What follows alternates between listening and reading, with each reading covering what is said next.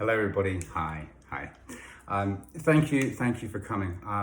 I know you're all really busy at the moment, so I decided to call this meeting together because I've come across an issue that we have in our budget, but I've also come across a solution. So I'd like to just walk you through where we are right now.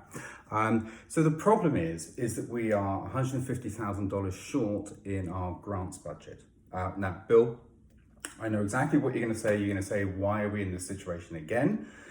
The situation is because we had to do that straight lining of the budget mid-year, and that reallocated things, and so that meant that the grant ends up having less funding than it should do for the remaining months of this year. Now, remember last year we also had this problem, and as a consequence I couldn't fund some of those grants.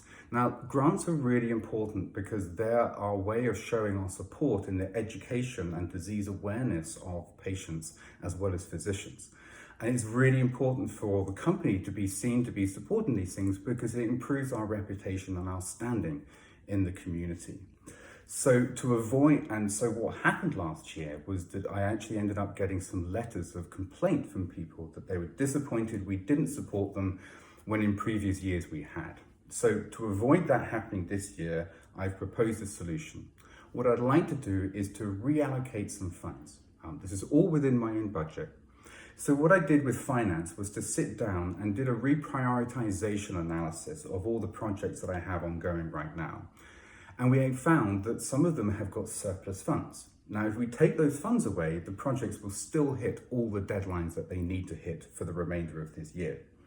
And through this analytical process, we discovered around about $300,000 worth of savings.